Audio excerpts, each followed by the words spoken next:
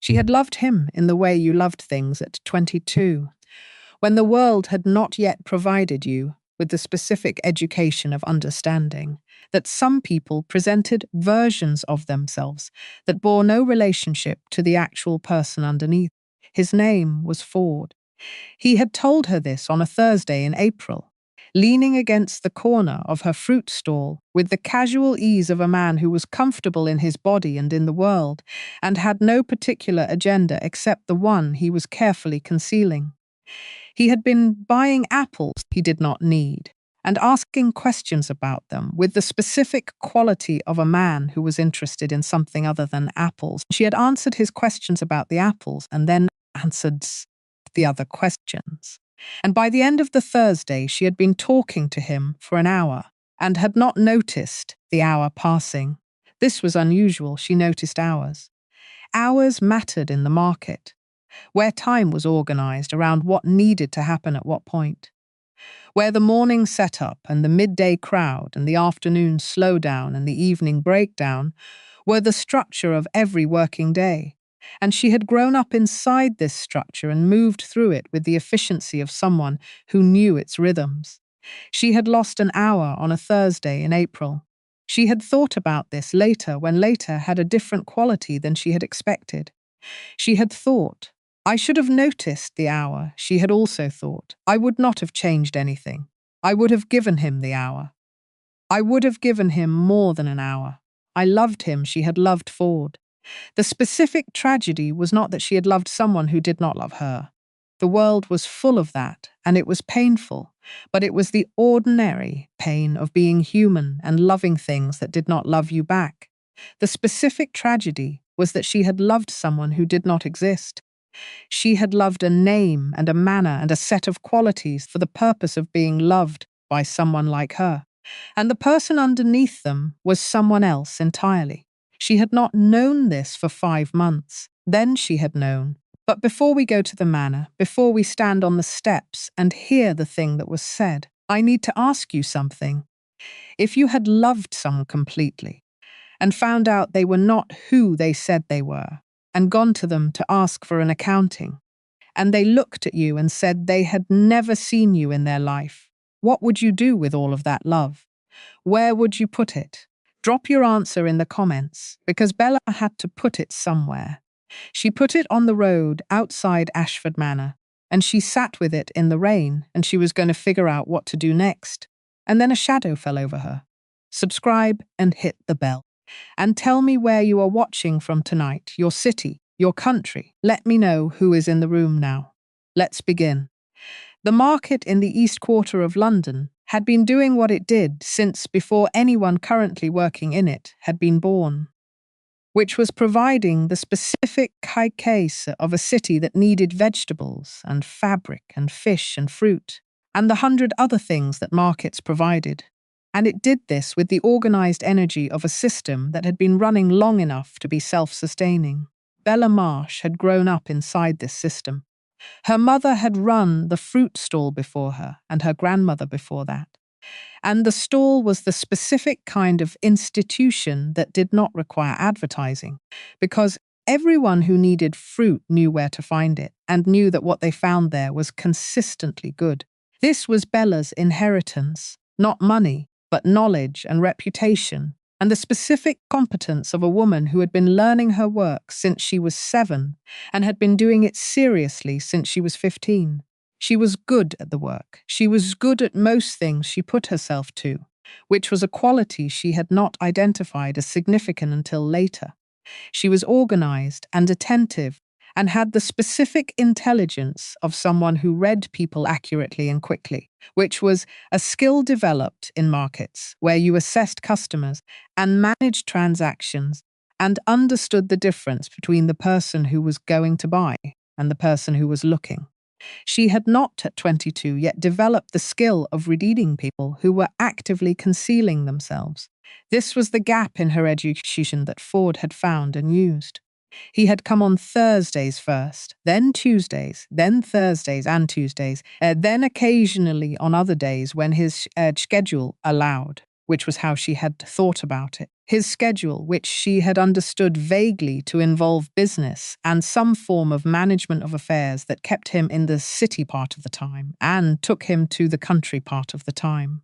She had not asked specific questions because he had the quality of a person who did not volunteer specific information, and she had taken this as the normal privacy of a man she was still getting to know, which in retrospect was one of the most accurate assessments she had made of him. He was private because he was hiding. Across 5 months of Tuesdays and Thursdays, she had learned the following things about Ford. He was well educated, which she could tell from how he spoke and what he referenced. He was wealthy, which she could tell from his clothes and his ease with money, neither of which he performed, but both of which were visible. He had opinions about politics and agriculture, and the management of land that suggested he had a working relationship with land. He was charming in the specific way of people who had been charming for a long time and had developed it into a genuine skill.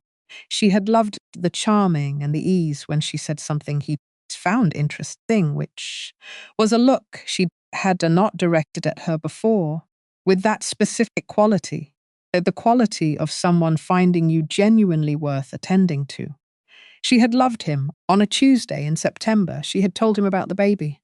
She had been holding the telling for 2 weeks, because 2 weeks was how long it had taken her to move from the fear of the information to the place where she could hold the fear. And the other thing was the specific quality that she would later understand was the most honest she had been in any moment of those 5 months. She had been glad. She had been afraid and practical and aware of all the complications, and she had also been glad, with the specific gladness of someone who loved the person the baby came from, and who was looking at the future with a version of hope that included this. She had told him with the glad part forward. She had watched his face. She had seen the thing happen that she had not known to name at the time, but that she would name later. In the accounting she did when she had the distance for accounting, she had seen him leave. Not physically. He was still there, still standing in front of the stall with the apples in his hand, but something had left his face. Some quality that had been present in all the Tuesdays and Thursdays had left, and what remained was a face she had not seen before, which was a face that was calculating. She had not known in that moment that she was watching a man calculate how to escape a situation he had built. She had thought he needed time. He had taken time. He had taken all the time there was, until there was no more coming back. Clifford had been married to Lady Cynthia for 4 years. 4 years of a cold, strategic union that had produced everything, except the one thing a duke's marriage was designed to produce: no heir. The physicians had been consulted privately. The blame had been assigned quietly, in the way these things were always assigned, to the wife, because the alternative was unthinkable for a man of his standing. But Clifford knew the truth. He had known it for 2 years, in the specific private accounting of a man who had been told by a physician he trusted, in a room with no witnesses, that the difficulty was his. He had paid for the silence. He had managed the information. He had told himself it would resolve. It had not resolved. And so he had come to the market where no one knew his name, looking for something he told himself was temporary, a comfort, an escape from the cold halls of a marriage that had become a daily reminder of what he could not provide. He had found Bella, and then Bella had told him about the child. He had stood in the market with her joy directed at him, and he had felt, underneath the panic of exposure, something worse, the specific cold of a man who understood that the woman in front of him had just proven something he had been paying to keep quiet. He was not infertile. Cynthia was. He had pushed Bella away because she was a scandal. He had also pushed her away because she was proof, and proof in his world was the most dangerous thing possible. The Tuesdays and Thursdays became just Tuesdays, and then not even Tuesdays. And she had stood in the stall and waited with the patient hope of a woman who believed that people who had been present would continue to be present. October passed November. The market had noticed, because markets noticed everything, and the noticing had the specific quality of community attention that was both genuinely concerned and genuinely unkind, because those two things were not mutually exclusive and frequently coexisted in close communities. She had heard the whispers. She had been managing the whispers with the composed efficiency she brought to things she could not change, which was the efficiency of continuing to do her work, and present at her stall and hold her chin at an angle that did not invite pity. But she had also been finding out.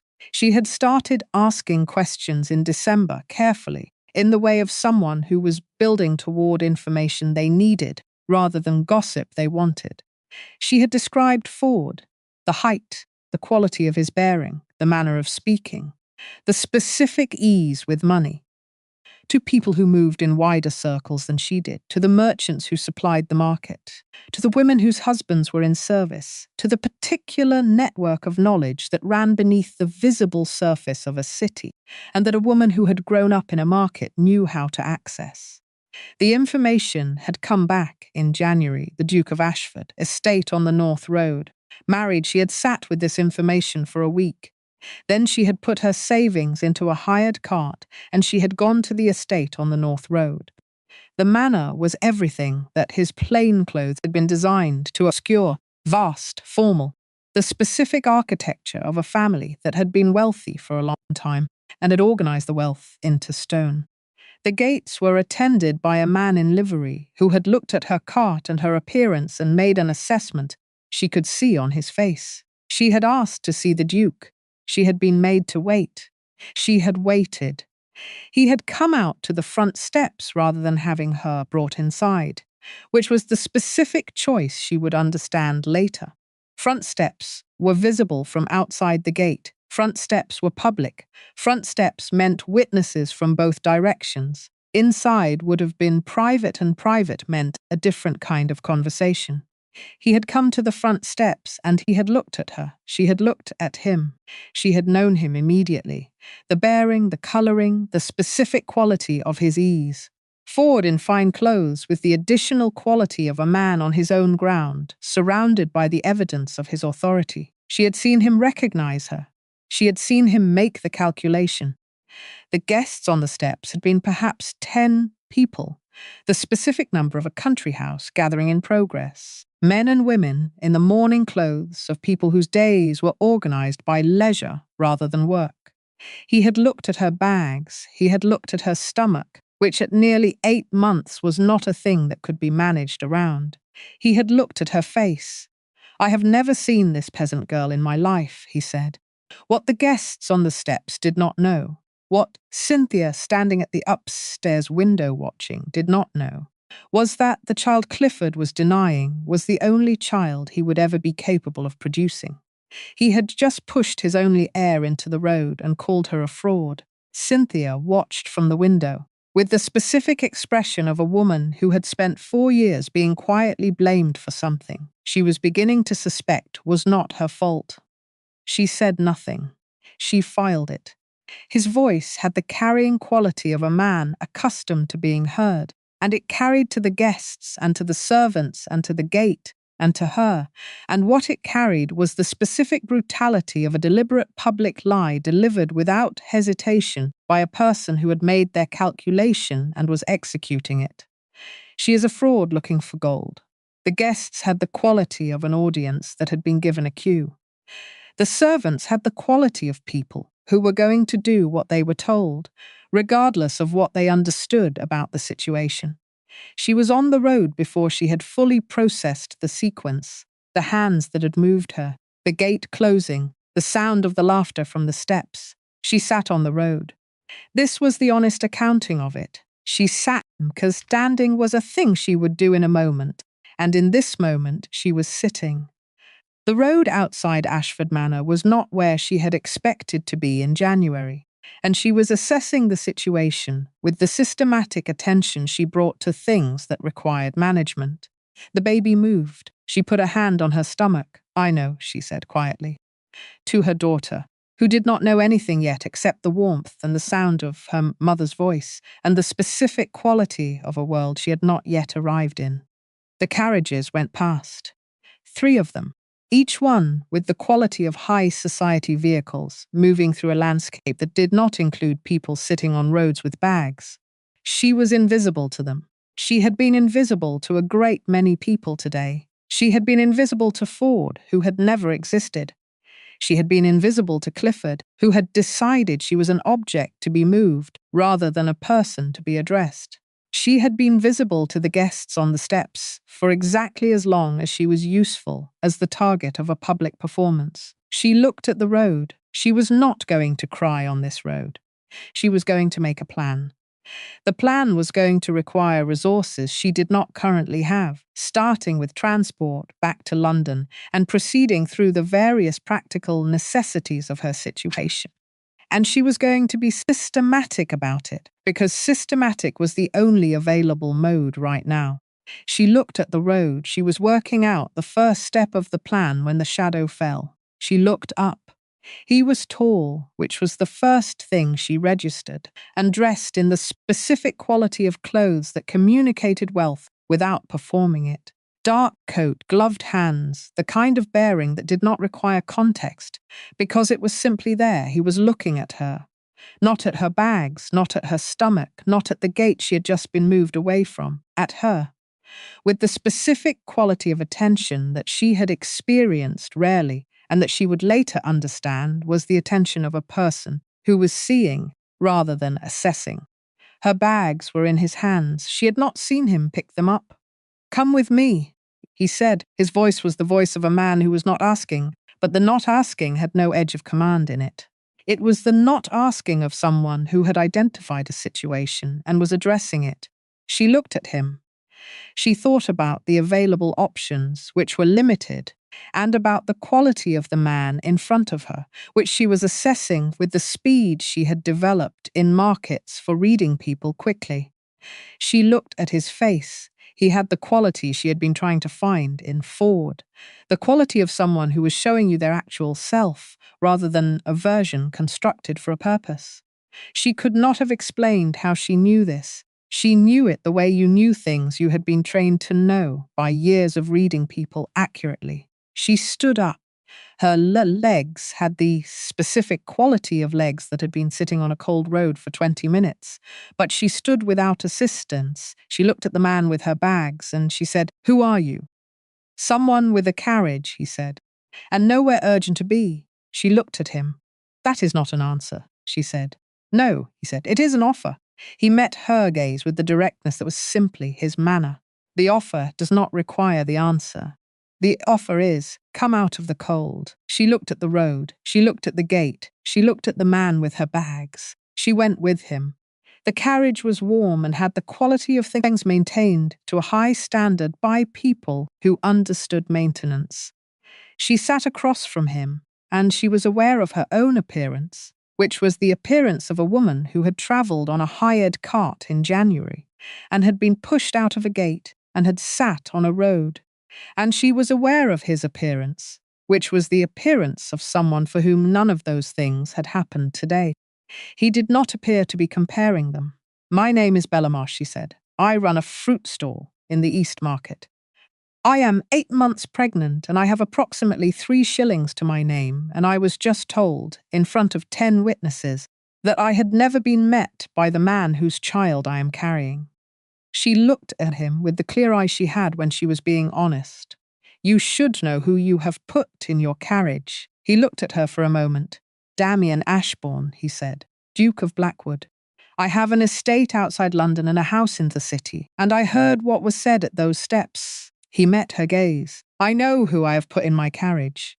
She looked at him. "Why?" she said. "Because the road was cold," he said.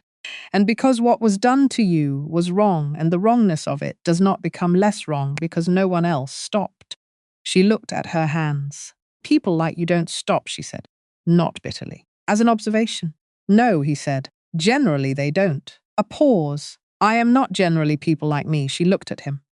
There was something in this that she would not unpack immediately. She was too tired and too cold and too occupied with the immediate realities of her situation for unpacking. But she noted it. She looked at the window. "I need to get back to London," she said. "I need to think about what I'm going to do." "Yes," he said. "You can do that at the estate. There is warmth there, and a physician on staff, and no one will ask you anything you don't want to answer." She looked at him. "And what do you want in return?" she said. The question was the question she had learned to ask, because the question was the correct question, because things that were offered always had a structure of exchange behind them, and understanding the structure was the only way to make informed decisions. He looked at her with the expression that was simply his expression. "Nothing," he said, "that you would not freely give." She sat with this. The carriage moved through the January countryside, and she sat with it, and she thought about the word freely and what it meant from a man who had picked up her bags without being asked and was driving her to his estate in the cold, and who had, she noted, not looked at her stomach except in the way you looked at things that were present and relevant to the practical situation. "All right," she said. The estate was called Blackwood Hall, which was what she learned from the housekeeper, whose name was Mrs.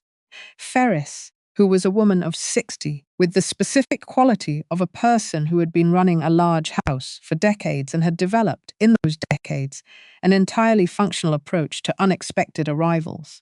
Mrs. Ferris had received her with the efficiency of someone processing a practical situation. There had been a room prepared within the hour. There had been a fire. There had been food which she ate with the specific focused attention of someone who had not eaten adequately today and whose body was requiring fuel. There had been a physician who was a woman named Dr. Aldous, which had surprised her and which Damien had apparently anticipated as a surprise because he had mentioned it ahead of time in the way of someone making sure she was comfortable with the arrangement. She had been comfortable with the arrangement, Doctor. Aldous had examined her with the professional thoroughness of someone who was good at their work, and who treated the work as the work regardless of the social context of the patient. "Everything is well," she had said, with the specific quality of a physician delivering information rather than reassurance. "The child is positioned correctly. You are healthy. You need rest, and you need food, and you need to avoid cold and stress. 2 of those 3 are newly available to me," Bella had said. Dr. Aldous had looked at her. "Then use them," she had said. She had slept. She had not slept that well in months. The sleep of someone who was warm and fed, and in a room where no one was going to come and need something from her. She had woken in the morning to the sound of the house going about its business, and she had lain in the bed for a few minutes, with the specific quality of a person who was accounting for where they were and how they had gotten there. She had gotten there because a man had picked up her bags. She was in the room of that man's estate. She had thought about what this meant and what it required of her and what the terms of the situation were. And she had gotten up and put on the dress that had been quietly laundered overnight, and she had gone down to find Damien. He was in the study. He had stood when she came in, which was a thing she noted. "Sit down," she said. "Don't have to stand." "I know," he said. She sat across from him. She had decided, in the accounting of the morning, that the only available approach to this situation was the approach she used for things that required clarity. Direct speech, complete information, no management of impression. She told him everything. She told him about the Tuesdays and Thursdays and Ford and the 5 months and what she had felt and what she had believed. She told him about the pregnancy and the telling and the absence.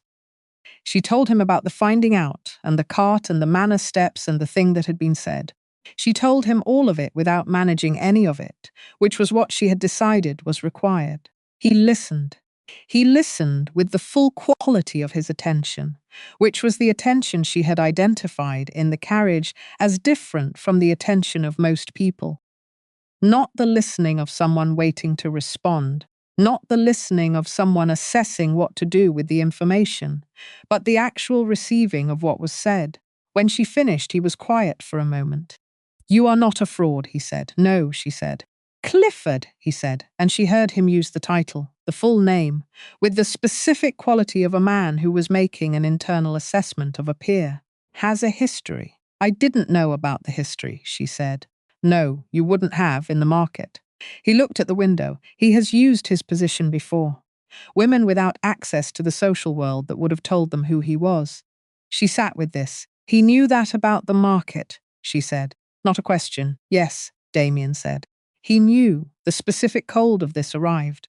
She had thought it was chance, that he had come to the market by accident, that it had been spontaneous, that her stall had been the stall he stopped at without design. She understood now that the market had been the design, that women in the market did not have access to the information that would have told them to be careful, that she had been a target before she was a person to him. She looked at her hands. I need to work, she said. I can't stay here indefinitely. I need a plan for the child and for the stall and for… Yes, he said, we can address all of that. But not today. She looked at him. Today, he said, you rest. Tomorrow we can address the plan. She looked at the study, the books, the desk, the fire that was the specific quality of a fire in a room that was used. This was a room someone worked in, not a room that was maintained for appearances. All right, she said. She went to rest. She stayed for 6 weeks before Rose arrived. The 6 weeks had the quality of a period that was suspended outside the ordinary structure of her life. Neither the market days, nor the specific calendar of Ford's visits, nor the anxious waiting of the months after. They were simply days, organized by the simple requirements of rest and food and the company of people who were managing a household. She helped in the household. She could not help. It was not in her to be in a functioning space and not contribute to its functioning. And Mrs. Ferris had identified this within the first week and had organized it into something useful rather than trying to redirect it. She was given tasks that were appropriate to her current condition, and she did them with the efficiency she brought to tasks. She also talked to Damien. The talking happened in the evenings, primarily after dinner, in the sitting room that had the good fire. He was there most evenings, not always. He had business that took him to London and to his other properties. But most evenings he was there, and they were in the sitting room together. She told him about the market, about her grandmother's stall and her mother's stall, and what it meant to manage something that had continuity, not the continuity of wealth or name, but the continuity of work well done across generations.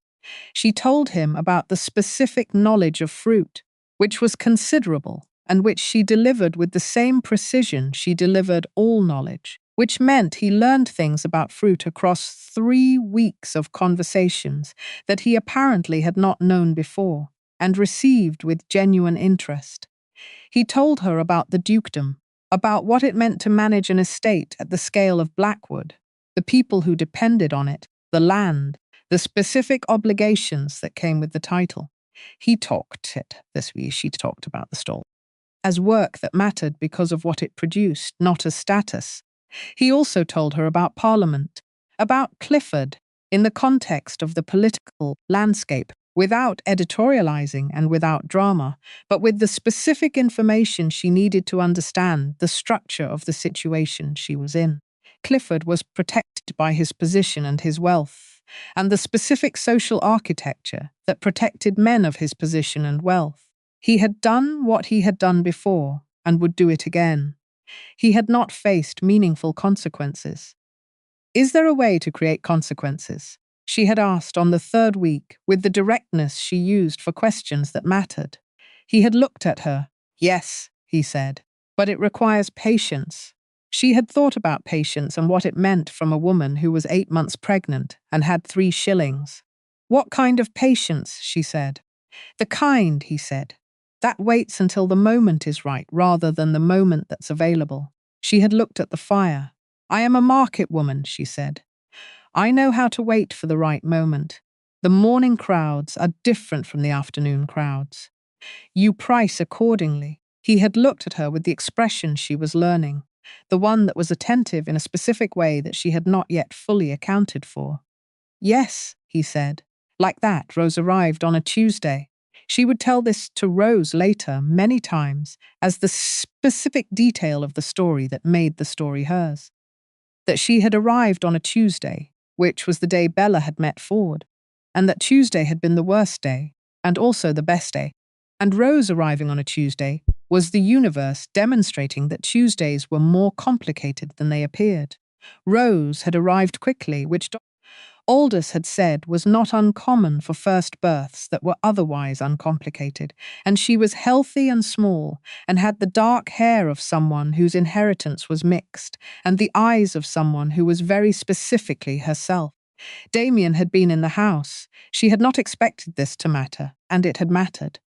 Not his presence specifically, but the quality of his presence, which was the presence of someone who was there for the right reasons, not because the situation required him, not because of any obligation, but because he had apparently decided to be there. He had come to the room when it was done, and he had looked at Rose with the expression of a man seeing something he had not expected. "She is extraordinary," he had said. "She is," Bella had said. They had looked at each other. She had noted something in his expression in that moment and had filed it in the place where she filed things that needed more time before she knew what to do with them.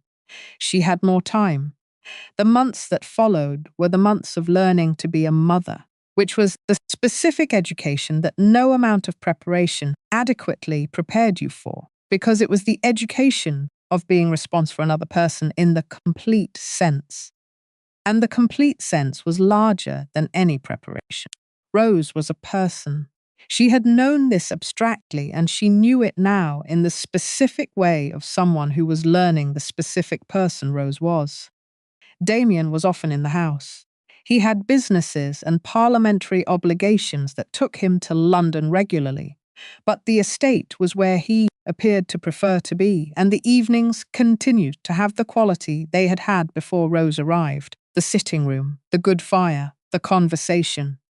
The conversation had the quality of conversations between two people who had been talking for long enough to have accumulated a shared vocabulary of references and shorthand. She noticed this, and she noticed that she noticed it, and she noted the specific quality of the noticing, which was not the noticing of acquaintance, but the other kind. She was being systematic about the accounting. She had learned from the Ford situation, the most significant lesson of the Ford situation, the one beneath the specific betrayal, that she had not been accounting accurately. She had been feeling rather than accounting, and the feeling had been real and the accounting had been absent. And the absence of accounting had produced an outcome she had not been prepared for. She was accounting now. What the accounting showed. Damien was present when he did not need to be present. He was interested in her in the way of someone who was interested in a person, not in the way of someone managing a situation. He had provided for her and Rose with the specific quality of generosity that did not require acknowledgement, not the generosity that was a performance of itself, but the generosity that was simply the act. He looked at her in the specific way she had catalogued and continued to catalogue. She had reached a conclusion. She had not acted on it because acting on it required a conversation, and the conversation required her to say something she was not yet certain she could say clearly enough. She thought about how to say it clearly. On a Tuesday evening in September, when Rose was 4 months old and sleeping in the room above them and the fire was good, and they had been talking about the upcoming London season and what it might require, she said, "I need to tell you something." He looked at her. "I have been accounting," she said, "for several months." "Yes," he said. "The accounting shows several things," she said. "The first is that I am not the same person I was when I sat on that road. That person was formed by things that happened to her and had not yet had the time to understand which of those things were the truth about her and which were other people's lies about her." She looked at the fire. "I know the difference now." He was quiet. "The second thing," she said, "is that I know what I want, not what I should want, or what is available, or what would be the practical choice. What I actually want." She looked at him. "I want this, whatever this is. I am not asking you to admit or decide it. I am telling you that I am not afraid of it." He was looking at her. The third thing, she said, is that I know you have been accounting too. I have been watching you account, and I know what the account shows, and I know you have not said it, because you have been waiting for me to be ready to hear it. She looked at him with the clear eyes of a woman who was being entirely honest. I am ready. He was quiet for a moment. Bella, he said. Yes, she said. I have been in love with you, he said, since approximately the second week. I have been managing this with what I consider remarkable restraint, given that I am not generally a patient man. She looked at him. Remarkable restraint, she said. You were in a vulnerable situation, he said. I was not going to be another man who I know, she said. I know you weren't. She looked at her hands. That is part of the accounting. He looked at her. What does the accounting say to do about it, he said. She looked at him. The accounting, she said, suggests a proposal would not be unwelcome. He got out of his chair. He went to his knee in front of her, which was not a performed gesture. It was the gesture of a man who had arrived at a moment and was meeting it completely. Bella Marsh, he said, from the East Market, whom I found on a road in January, and who is the most direct and honest, fundamentally herself person I have ever known. He looked at her with the expression, Will you marry me?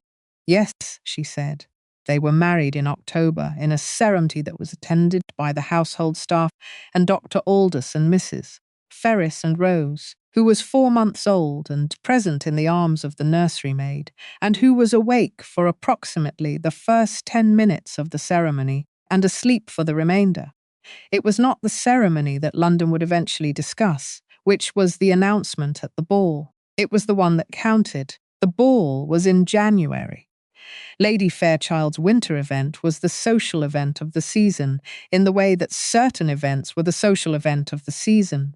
Unavoidable, universally attended, the specific occasion that organized the rest of the season's social calendar around itself. Damien had decided they would attend. She had thought about this decision and had reached her own conclusion about it, which was that she agreed. The timing, a year after the road, with the marriage legally complete and Rose settled and her own position established, was the timing that the patience Damien had described was waiting for. She had told him she wanted to be present for the full accounting, by which she meant she wanted to be in the room, not behind him, not organized as a reveal, not managed as a performance. She wanted to walk into that room on his arm and be seen as what she was and look at the faces that saw it. He had said, yes, exactly that. The dress was the color of deep water. She had chosen it herself with the assistance of the modiste Damien employed, who had the specific quality of a woman who listened to what her clients were telling her about who they were and produced clothing that served the person rather than the social requirement. The color was hers. She had worn darker blues her whole life, had found them grounding, and had not changed this about herself because the setting had changed. The diamonds were the Blackwood diamonds, which she had been shown in September as the Duchess of Blackwood, which was what she was, and she had looked at them with the honest eyes of a market woman who knew the value of things and who had thought, and I am going to wear them because I am his wife, and they are part of what that means, not because they make me something different. She had worn them. She had put on the dress. She had looked at herself. Bella Marsh from the East Market, in the Blackwood diamonds and the deep blue dress, was Bella Marsh from the East Market in the Blackwood diamonds and the deep blue dress. She had not become someone else. She had not needed to. The dress was extraordinary and the diamonds were extraordinary, and she was the person wearing them, unchanged by the wearing. She had gone to find Damien. He had looked at her. He had said, "Ready?" "Yes," she said. Rose was in the nursery with the nursery maid, who was a woman Bella had hired herself, because by this point she was hiring her own staff with the same systematic attention she brought to all management. Rose was fed and warm and asleep and would not notice her mother's absence for several hours. They went to the ball. The carriage arrived at Lady Fairchild's at 9 o'clock. She had been to the market at 3 in the morning before. She had been cold and tired and doing the work of setting up a stall at 3 in the morning while the rest of the city was asleep. She was not in the carriage to the ball, frightened. She was clear. The clarity she had developed across the year. The specific quality of a woman who had been through the things she had been through and had accounted for it honestly, and had come out the other side knowing exactly who she was present. She could feel it the way you felt things that were simply part of you. The announcement was made. She heard Damien's name, and then she heard her name and her title, and she heard the specific quality of a ballroom receiving the combination of those two pieces of information. She walked through the doors. The room was the specific silence of a social gathering that has been reorganized. She looked straight ahead. She walked with the quality she had always had, which was the quality of someone who was entirely themselves in every room they entered, and she walked into the room that represented everything that had been used against her, and she was unchanged. She was aware of the room. She was aware of the faces, Lady Cavendish, who had whispered things, Lord Pembroke, who had been in the group on the steps at the market when Ford had first been noticed by his peers, Lady Fairchild herself, who was receiving the information with the rapid social recalibration of a woman who understood that her room had just been fundamentally reorganized. She was aware with the specific gravity of a thing that had weight in her history, of Clifford. She found him in the crowd the way you found things you had been carrying, not by looking, by the specific pull of what had been done. He was staring. She could see at the distance between them the specific sequence happening in his face, the recognition that was not quite arriving because the woman in the deep blue dress with the Blackwood diamonds on the arm of the highest-ranking duke in England could not possibly be the market girl he had pushed out of his gate a year ago. And then it arrived. She watched it arrive. She watched him understand. Damien, who had been watching Clifford's face with the cold patience of a man who had been waiting for this specific moment, leaned slightly toward Bella and said quietly, "His wife filed the legal petition last month. The physicians confirmed the marriage is being reviewed under the infertility clause in the estate contract." He paused. "He will lose the secondary properties. The title review board has been assembled." Bella looked at Clifford. He was looking at Rose, because Rose was there in the arms of the nursery maid, because Bella had decided Rose would be present for this evening. And Clifford had seen her, and Clifford was a man who could count. The child was 11 months old. The child had his colouring. The child was proof of everything he had denied. And the child was the Blackwood heir's ward, protected by the highest-ranking duke in England, with a title that placed her above every person in this room, including her biological father. Clifford understood in that ballroom the full dimensions of what he had done on those front steps. He had denied the only proof of his capability. He had pushed his only heir into the road.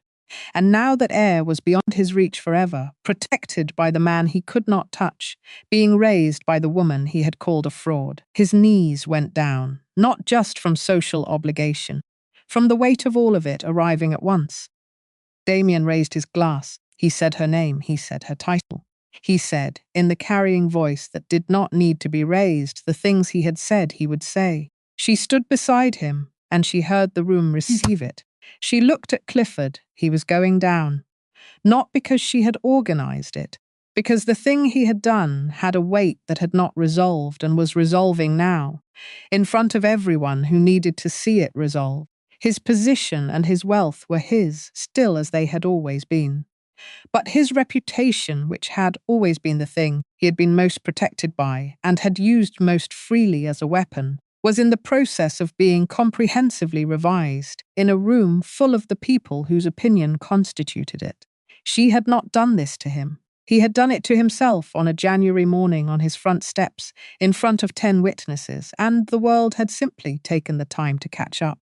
His knees bent. She watched him go down.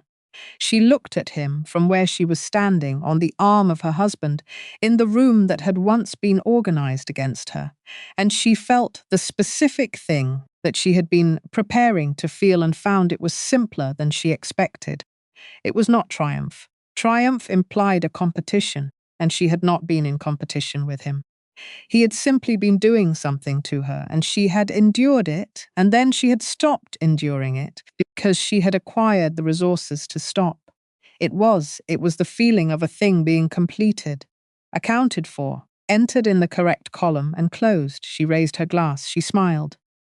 It was the smile she had always had, Bella Marsh from the East Market, who graded fruit with precision and had loved someone who was not worth the loving and had gotten back up from the road and who was now standing in the highest position in the room. Not because of the position, because of herself. The position was Damien's, given freely and received with the clear eyes of a woman who understood what she was receiving and who she was. She looked at Damien. He was looking at her with the expression she knew. All right, he said. Yes, she said. She had been, she would be. She was Bella Marsh, and she had never been anything else, and the room was finally seeing what had always been there. Tell me in the comments, which moment stayed with you? Was it the market Tuesdays, the road and the shadow rose on a Tuesday morning, the study accounting, or the glass raised in the ballroom? Drop it below. I want to know what you're carrying from this one, and tell me where you're watching from. Your city, your country. Let me know who is in the room tonight. Subscribe and hit the bell. Because the next story opens with a man who receives, on the morning of his trial, a letter from the only witness who could save him. And the letter says she will not testify. And the reason she gives changes everything. I'll see you there.